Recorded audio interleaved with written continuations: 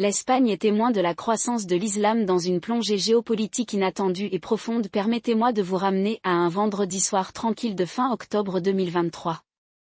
Les rues de Ceuta, cette petite enclave siche accrochée à la côte nord de l'Afrique, étaient animées du bourdonnement habituel du commerce, des commerçants marocains marchandant avec des commerçants siches, des pêcheurs déchargeant leurs prises, l'appel lointain à la prière provenant des minarets des mosquées de la ville, de plus en plus nombreuses. Mais cette nuit-là, quelque chose d'inhabituel s'est produit. Un groupe de jeunes hommes, certains portant des vêtements islamiques traditionnels, d'autres en tenue streetwear moderne, se sont rassemblés devant la plus grande mosquée de la ville après les prières du soir. Ils n'étaient pas là pour protester. Ils n'étaient pas là pour exiger quoi que ce soit. Ils étaient là pour s'inscrire sur les listes électorales. À première vue, cela peut sembler peu. L'Espagne, après tout, possède l'une des politiques de naturalisation les plus libérales d'Europe. Ceuta et Melilla, ces deux avant-postes africains, ont longtemps été des carrefours culturels où islam et christianisme cohabitent, parfois difficilement. Mais voilà, ces jeunes hommes n'étaient pas des immigrés marocains. Ce n'étaient même pas des siards de première génération. Ils étaient fils et petits-fils d'immigrés, nés et élevés en Espagne, parlant couramment le siche, scolarisés dans des écoles siches, plus important encore, éligibles pour voter aux élections siches. Et ils l'ont fait en nombre, ce qui a remodelé discrètement mais radicalement le paysage politique d'un pays qui, jusqu'à récemment, se considérait comme le dernier bastion de l'Europe catholique. J'ai passé la majeure partie de 3 décennies à étudier l'intersection de la religion, de la migration et de la géopolitique en Méditerranée. J'ai vu la lente et presque imperceptible croissance de l'islam en Europe être présentée par les décideurs politiques et les médias comme soit une menace pour la sécurité, soit une bénigne histoire de réussite multiculturelle. Mais ce qui se passe actuellement en Espagne ne cadre parfaitement avec aucun des deux récits. C'est quelque chose de bien plus complexe, de bien plus conséquent et de bien plus révélateur sur la dynamique changeante du pouvoir au XXIe siècle. Et si vous pensez qu'il s'agit uniquement de religion, vous passez à côté d'une vue d'ensemble. Commençons par l'histoire officielle, celle que vous avez probablement entendue, si vous avez entendu quelque chose. L'Espagne, nous dit-on, a réussi à intégrer sa population musulmane. Le gouvernement souligne le recensement de 2023, qui montre que les musulmans représentent désormais environ 4,5% de la population espagnole, contre seulement 1% en 2000. Cela représente environ 2,2 millions de personnes, dont la majorité sont d'origine marocaine. L'État de Siche, toujours désireux de se démarquer de la rhétorique islamophobe de ses voisins du Nord, aime mettre en avant ses mosquées progressistes financées par les gouvernements régionaux, la nourriture halal dans les écoles publiques et même le nombre croissant de politiciens musulmans dans les assemblées locales et régionales. Le Premier ministre Pedro Sánchez est allé jusqu'à qualifier l'Espagne de « modèle de coexistence », un pays où l'islam n'est pas seulement toléré mais intégré dans son identité multiculturelle. Les médias, pour leur part, ont largement repris ce récit. Un article d'El País de 2022 a célébré la « révolution tranquille » de l'islam siche, présentant le portrait de jeunes professionnels musulmans de Madrid et de Barcelone qui ne voient aucune contradiction entre leur foi et leur identité siche. L'année dernière, la BBC a publié un article sur la manière dont la communauté musulmane espagnole redéfinit ce que signifie être européen. Même le New York Times, dans un rare moment de nuance, a reconnu que l'approche espagnole de l'islam contraste fortement avec la montée du sentiment d'extrême droite en France ou aux Pays-Bas. Mais voici le problème, ce n'est que la moitié de l'histoire. Et en géopolitique, les demi-vérités sont souvent plus dangereuses que les mensonges purs et simples. Laissez-moi vous dire ce qui se passe réellement. Les données ne soutiennent pas l'idée d'une intégration transparente. Certes, la population musulmane d'Espagne augmente, mais pas de la manière dont le gouvernement voudrait vous le faire croire. La véritable histoire est celle de la concentration démographique, de la mobilisation politique, et surtout, de l'influence géopolitique. Ce à quoi nous assistons n'est pas seulement la croissance de l'islam en Espagne, mais aussi l'utilisation stratégique de cette croissance par des puissances extérieures pour remodeler la politique intérieure et étrangère de l'Espagne. Et si vous pensez que cela semble exagéré, laissez-moi vous expliquer les chiffres. Premièrement, la démographie. Le chiffre de 4,5% est trompeur. C'est la moyenne nationale, mais dans certaines régions, la population musulmane est bien plus élevée et croît à un rythme alarmant. En Catalogne, les musulmans représentent désormais près de 8% de la population. À Ceuta et Melilla, ils approchent les 50%. Et dans certains quartiers populaires de Barcelone et de Madrid, ils sont déjà majoritaires. Il ne s'agit pas seulement d'une croissance organique. C'est le résultat de politiques migratoires délibérées, tant locales qu'européennes, qui ont canalisé la main-d'œuvre nord-africaine vers des centres urbains spécifiques. Le gouvernement siche, comme ses homologues européens, s'appuie depuis longtemps sur une main-d'œuvre immigrée bon marché pour soutenir son économie. Mais que se passe-t-il lorsque cette main-d'œuvre commence à exiger une représentation politique? C'est là que les choses deviennent intéressantes. Lors des élections régionales de 2023, les électeurs musulmans ont joué un rôle décisif dans plusieurs élections clés. En Catalogne, le gouvernement de coalition de gauche du père Aragonais aurait perdu sa majorité sans le soutien des circonscriptions à majorité musulmane. En Andalousie, le Partido Popular conservateur a été contraint de courtiser les électeurs musulmans pour la première fois de son histoire, allant même jusqu'à promettre le financement de nouvelles mosquées en échange d'un soutien électoral. Et à Ceuta, un parti dirigé par des musulmans, Coalition por Ceuta, a remporté suffisamment de sièges pour devenir le faiseur de roi au sein de la coalition gouvernementale de la ville. Il ne s'agit pas seulement de politique identitaire. C'est une politique de pouvoir. Mais c'est ici que cela devient géopolitique. La population musulmane d'Espagne ne se contente pas de croître, elle est également transformée en arme. Et le principal acteur de la militarisation n'est pas un groupe terroriste ou un État voyou. C'est le Maroc. Laissez-moi tranquille, je ne dis pas que le Maroc orchestre une grande conspiration visant à islamiser l'Espagne. C'est le genre de pensée simpliste qui nous cause des ennuis. Ce que fait le Maroc est bien plus sophistiqué. Il s'agit de tirer parti des réalités démographiques de l'Espagne pour obtenir des concessions politiques et économiques. Et ça marche. Considérez le timing. En 2021, l'Espagne est revenue sur sa politique de longue date sur le Sahara occidental, reconnaissant la souveraineté marocaine sur le territoire contesté en échange de la coopération de Rabat en matière de contrôle migratoire. Cette décision a été largement condamnée par les groupes de défense des droits de l'homme et même par les alliés de l'Espagne au sein de l'UE. Mais c'était un coup de maître de la diplomatie marocaine. En liant le Sahara occidental à la migration, le Maroc a contraint l'Espagne à choisir entre ses principes et ses frontières. Et l'Espagne, confrontée à une vague de migration irrégulière en provenance d'Afrique du Nord, a choisi ses frontières. Mais le Maroc ne s'est pas arrêté là. Au cours des années qui ont suivi, Rabat a discrètement mais systématiquement accru son influence sur la communauté musulmane espagnole. Le gouvernement marocain finance des mosquées, forme des imams et offre même des bourses aux musulmans siches pour qu'ils puissent étudier au Maroc. Le Consejo Islámico de España, le principal organe représentatif des musulmans siches, est fortement influencé par les responsables marocains. Et à Ceuta et Melilla, où l'influence culturelle et économique marocaine est la plus forte, les politiciens locaux ont commencé à adopter des positions plus proches des intérêts de Rabat que de ceux de Madrid. Il ne s'agit pas seulement de soft power. C'est du hard power déguisé en diplomatie culturelle. Et cela a un impact tangible sur la politique de Siche. Prenez par exemple la récente controverse sur le décret de l'Alhambra, l'édit de 1492 qui a expulsé les Juifs d'Espagne.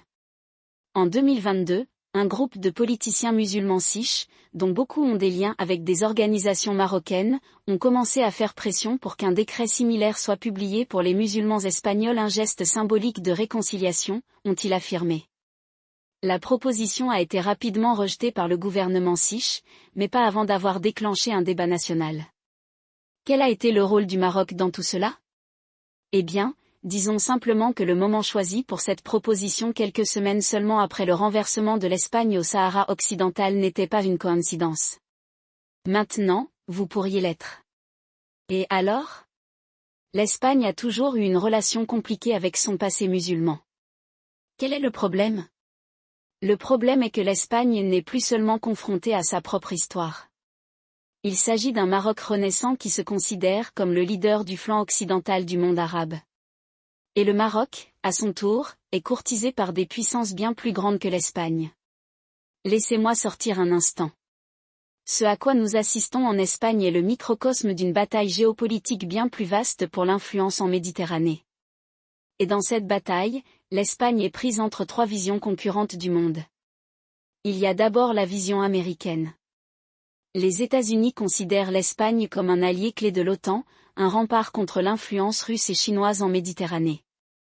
Washington fait depuis longtemps pression sur Madrid pour qu'il adopte une ligne plus dure à l'égard du Maroc, notamment en ce qui concerne le Sahara occidental. Mais l'Espagne, soucieuse de déstabiliser sa frontière sud, a résisté. Le résultat ? Un fossé grandissant entre les deux alliés. Les États-Unis ont même commencé à explorer d'autres partenaires dans la région, notamment l'Algérie, qui a ses propres tensions avec le Maroc. Ensuite, il y a la vision russe. Moscou, toujours opportuniste, courtise discrètement le Maroc et l'Espagne. En apparence, l'intérêt de la Russie dans la région est d'ordre économique, accords énergétiques, vente d'armes, exportation de blé. Mais creusez un peu plus et vous découvrirez un calcul plus stratégique. La Russie considère la Méditerranée comme un point de pression contre l'OTAN.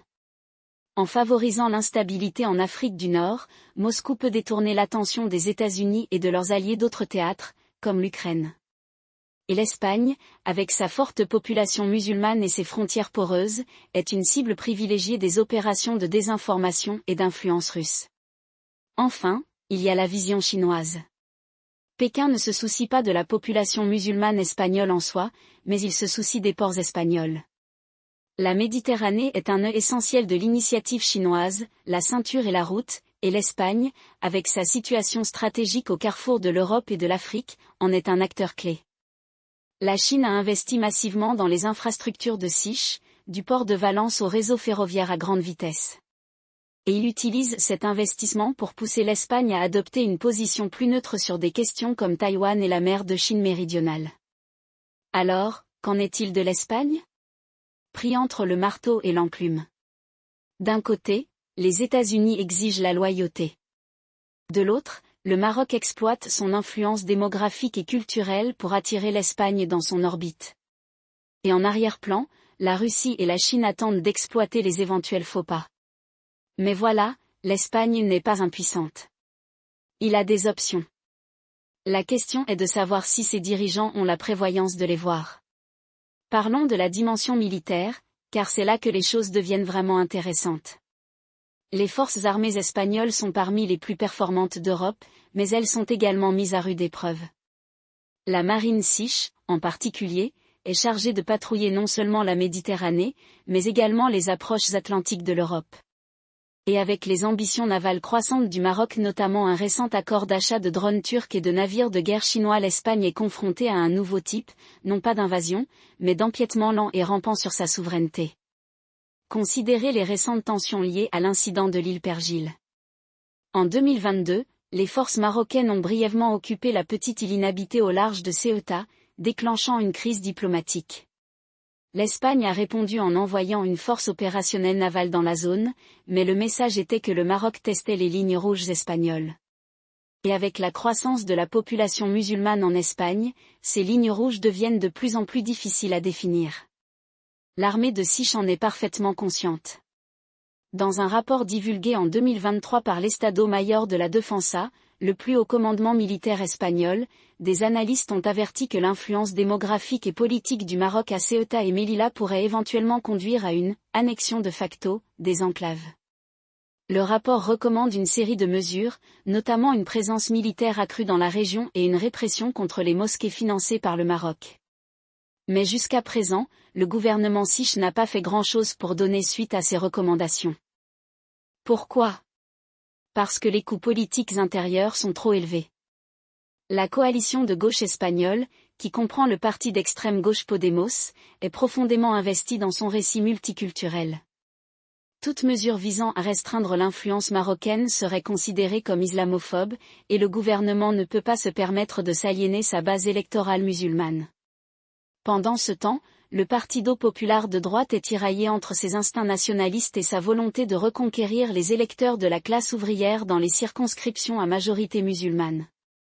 C'est le paradoxe de l'Espagne, plus elle tente d'intégrer sa population musulmane, plus elle devient vulnérable aux influences extérieures. Et plus il résiste à cette influence, plus il risque de s'aliéner une population croissante et de plus en plus active politiquement. Alors que se passe-t-il ensuite? Passons en revue les scénarios. Scénario: l'histoire d'une réussite multiculturelle. Dans ce meilleur des cas, l'Espagne parvient à enfiler l'aiguille. Il continue d'intégrer sa population musulmane tout en préservant sa souveraineté. Le Maroc, satisfait de ses acquis au Sahara occidental, réduit sa pression. Les États-Unis et l'UE fournissent un soutien économique et militaire pour contrebalancer l'influence russe et chinoise. L'Espagne apparaît comme un modèle de multiculturalisme, un pont entre l'Europe et le monde arabe. C'est le scénario qu'espère le gouvernement Sisi. Mais c'est aussi le moins probable. Pourquoi? Parce qu'il suppose que le Maroc se contentera de son niveau d'influence actuel. Et l'histoire suggère que des puissances comme le Maroc ne s'arrêtent pas lorsqu'elles sont en avance. Scénario: la lente reddition. C'est le scénario le plus probable, et il est déjà en cours. L'Espagne continue de faire des concessions au Maroc, à la fois ouvertes et secrètes. Ceuta et Melilla deviennent de facto des protectorats marocains, leur identité Sisi érodée par la pression démographique et économique. Le gouvernement Sisi, désespéré d'éviter le conflit, ferme les yeux sur l'influence marocaine dans ses communautés musulmanes. Pendant ce temps, la Russie et la Chine exploitent la faiblesse de l'Espagne et l'utilisent comme point d'appui en Méditerranée. Les États-Unis, frustrés par l'indécision de l'Espagne, commencent à se désengager. En 2035, l'Espagne n'est plus que l'ombre d'elle-même, un pays qui a perdu le contrôle de ses frontières, de sa politique et de son identité. Scénario: le contre-coup. Dans ce scénario, la classe politique espagnole prend enfin conscience de la menace. Un nouveau gouvernement, probablement dirigé par le Partido Popular ou une coalition de droite, réprime l'influence marocaine. Les mosquées sont surveillées, les imams sont contrôlés et Ceuta et Melilla sont fortifiés. Le Maroc répond par des sanctions économiques et une augmentation de la migration irrégulière. L'UE, craignant l'instabilité, fait pression sur l'Espagne pour qu'elle recule. Mais l'Espagne, soutenue par les États-Unis, reste ferme. Le résultat? Un conflit de faible intensité qui pourrait durer des années. C'est le scénario qui empêche les planificateurs militaires de dormir la nuit. Parce qu'une fois que la réaction commence, il n'y a plus de retour en arrière. Maintenant, permettez-moi de dire qu'aucun de ces scénarios n'est bon. Mais le deuxième scénario, la capitulation lente, est le plus dangereux, car le plus insidieux. Cela n'implique ni chars ni bombes. Cela n'implique pas de déclaration de guerre dramatique. Cela implique l'érosion silencieuse de la souveraineté, l'abandon progressif du contrôle, le changement lent mais inexorable de l'équilibre des pouvoirs. C'est ainsi que les empires déclinent. Pas avec fracas, mais avec un gémissement. Alors, que devrait faire l'Espagne? Permettez-moi de proposer quelques recommandations, non pas en tant que décideur politique, mais en tant que personne ayant étudié ces dynamiques pendant des décennies. Premièrement, l'Espagne doit reconnaître que sa population musulmane n'est pas seulement un problème national. C'est une question géopolitique. Cela signifie traiter l'influence marocaine non pas comme une question culturelle, mais comme une menace à la sécurité nationale. Les mosquées et les organisations islamiques ayant des liens avec des gouvernements étrangers doivent être surveillées. Les imams devraient être formés en Espagne, pas au Maroc ou en Arabie Saoudite. Et l'Espagne devrait s'opposer aux tentatives marocaines d'utiliser la migration comme outil politique. Deuxièmement, l'Espagne doit diversifier ses alliances. À l'heure actuelle, elle est trop dépendante des États-Unis et de l'Union européenne. Cela le rend vulnérable aux pressions. L'Espagne devrait approfondir ses liens avec l'Algérie, pays qui partage ses inquiétudes face à l'exionisme marocain. Elle devrait également dialoguer avec la Turquie, qui a ses propres intérêts en Méditerranée et pourrait servir de contrepoids au Maroc. Troisièmement, l'Espagne doit investir dans son armée. Pas seulement en termes de matériel, mais en termes de stratégie. La marine Sisi devrait disposer des ressources nécessaires pour patrouiller en Méditerranée et dans l'Atlantique. Et l'Espagne devrait travailler avec ses alliés de l'OTAN pour développer une stratégie cohérente pour contrer les menaces hybrides, désinformation, poussées migratoires et coercition économique. Enfin, l'Espagne doit avoir une conversation honnête avec sa population. Le récit multiculturel est attrayant, mais il n'est pas durable s'il se fait au détriment de la souveraineté. Les Siars doivent comprendre que leur pays est à la croisée des chemins. Ils peuvent soit considérer leur population musulmane comme des citoyens égaux, soit permettre que cette population soit utilisée comme un outil par des puissances étrangères. Ils ne peuvent pas faire les deux. C'est la réalité du XXIe siècle. Les anciennes catégories Est contre Ouest, chrétiens contre musulmans, Europe contre Afrique ne s'appliquent plus. Nous vivons dans un monde où les sphères d'influence se chevauchent, où le soft power est tout aussi important que le hard power, et où la démographie est le destin. L'Espagne n'est qu'un exemple de cette nouvelle réalité. Mais c'est une question importante. Parce que si l'Espagne tombe, ce ne sera pas face à une armée d'invasion. Ce sera sous la pression lente et incessante de la géopolitique. Et si l'Espagne tombe, l'Europe ne sera pas loin derrière. J'ai passé ma carrière à mettre en garde contre les dangers d'une migration incontrôlée, de la fragmentation culturelle et de la militarisation de l'identité. Et on m'a traité d'alarmiste, de xénophobe, voire de raciste. Mais je ne suis rien de tout cela. Je suis réaliste. Et la réalité est que l'Espagne sombre dans une crise. La question est-ce que quelqu'un se réveillera avant qu'il ne soit trop tard ? Ce que la plupart des gens ne réalisent pas, c'est que la situation difficile de l'Espagne n'est pas seulement une question de migration ou de changement culturel, mais aussi une reconfiguration discrète du pouvoir en Méditerranée. La région a toujours été un échiquier, mais les pièces évoluent dans des directions que Bruxelles et Washington ne voient pas ou refusent de reconnaître. Laissez-moi vous expliquer pourquoi cela est important au-delà des frontières espagnoles. Prenons la dimension militaire. La position stratégique de l'Espagne flanquant le détroit de Gibraltar, contrôlant l'accès à l'Atlantique et située au carrefour de l'Europe et de l'Afrique du Nord en fait un pilier du flanc sud de l'OTAN.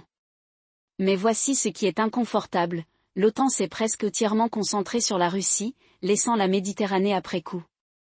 Le concept stratégique 2022 de l'Alliance mentionne à peine la région, alors qu'elle constitue désormais un champ de bataille d'influence entre la Turquie, le Maroc, l'Algérie, voire la Russie et la Chine. L'Espagne, quant à elle, est livrée à elle-même. Considérez les chiffres.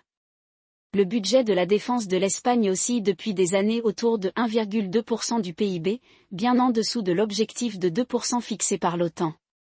Sa marine, autrefois une force fière, n'est plus que l'ombre de ce qu'elle était pendant la guerre froide. Le programme de sous-marins S-80, destiné à moderniser la flotte, a été en proie à des retards et à des dépassements de coûts.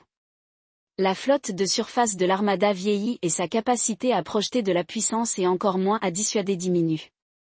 Pendant ce temps, le Maroc s'est lancé dans une frénésie de dépenses militaires, doublant son budget de défense depuis 2010 et acquérant des systèmes avancés tels que les drones turcs Bayraktar et l'artillerie de fabrication chinoise.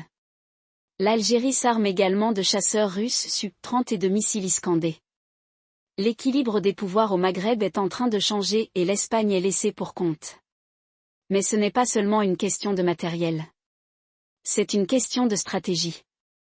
Le flanc sud de l'OTAN est vulnérable aux menaces hybrides, la migration comme arme, les campagnes de désinformation, la coercition économique et l'Espagne est en première ligne. En 2021, la décision du Maroc d'assouplir les contrôles aux frontières à Ceuta, permettant à des milliers de migrants d'affluer vers l'Espagne, n'était pas seulement une crise humanitaire. C'était une démonstration de pouvoir. Rabat a montré à Madrid qu'elle pouvait ouvrir et fermer le robinet à volonté, et l'Espagne ne pouvait pas y faire grand-chose. La réponse de l'UE ? Quelques millions d'euros d'aide au Maroc et un communiqué sévère.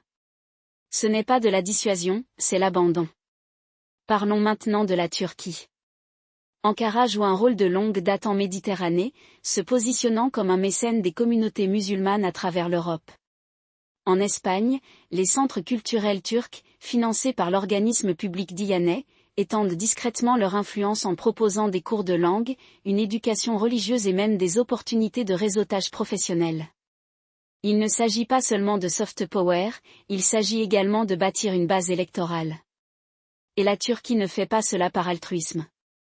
Elle le fait parce qu'elle considère l'Espagne comme un maillon faible de l'Europe, un pays où elle peut exercer une influence.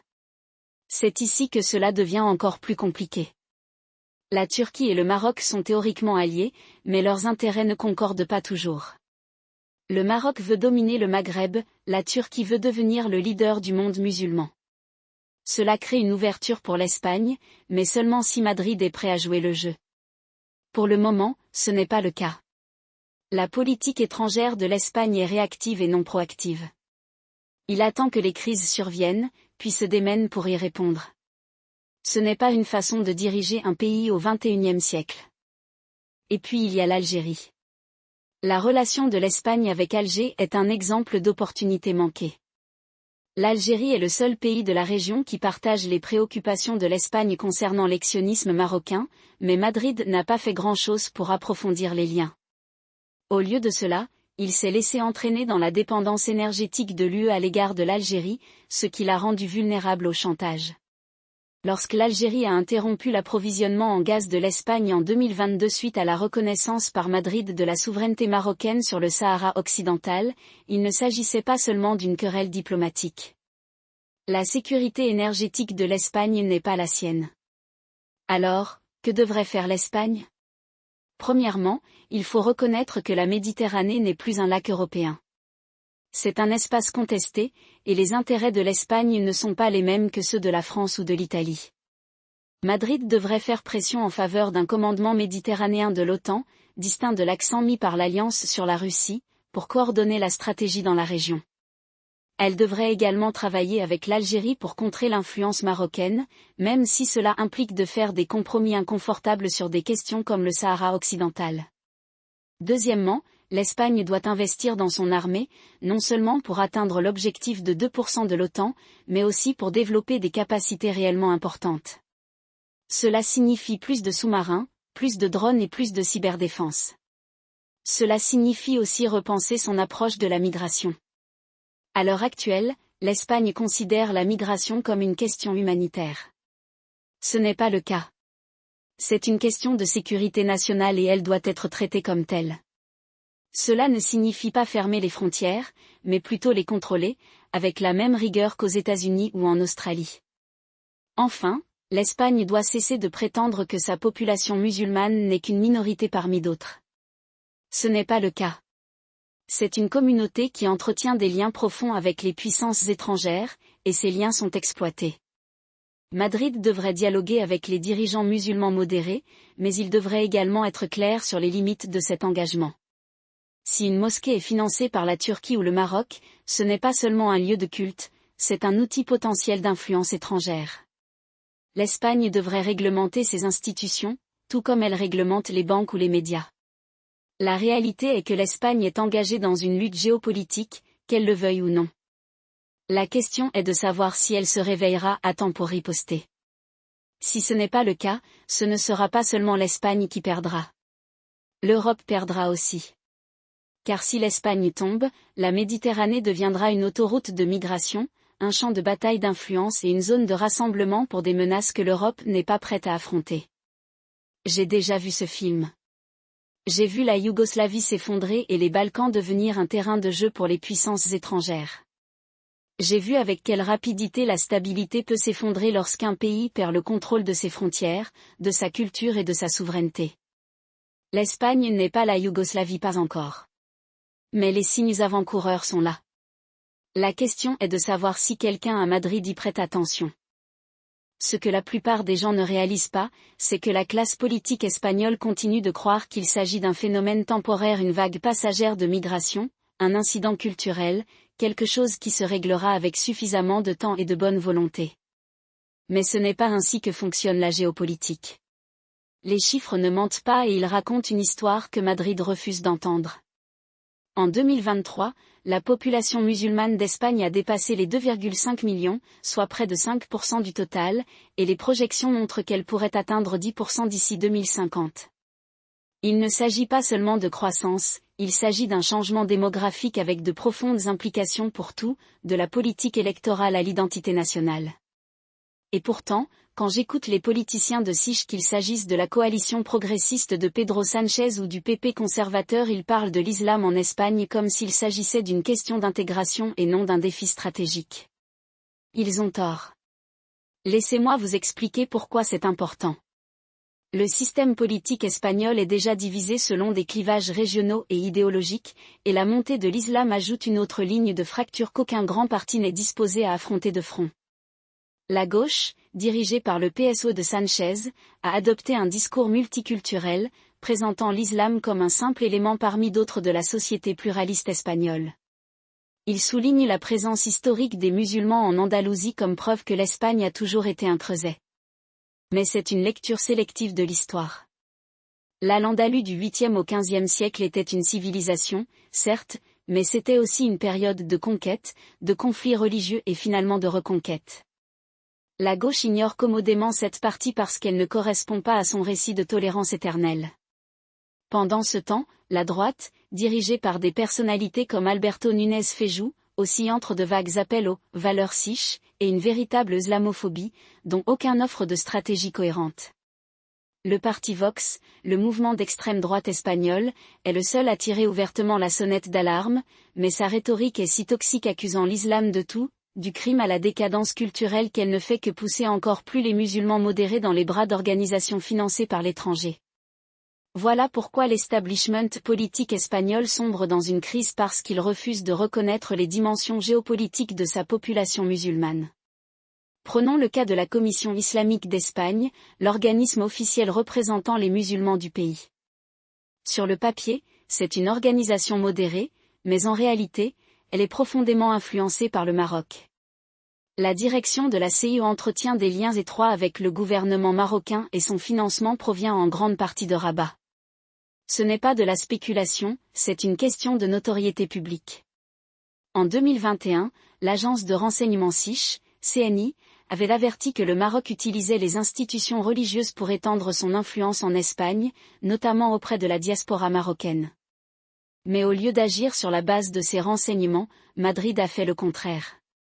En 2022, le gouvernement de Sánchez a signé un accord de coopération avec la CIE, légitimant ainsi l'influence marocaine sur la communauté musulmane espagnole. Pourquoi ? Parce que la gauche considère le Maroc comme un partenaire dans la gestion des migrations, et la droite a trop peur d'être qualifiée de raciste pour réagir. C'est là que les dimensions politiques intérieures deviennent explosives.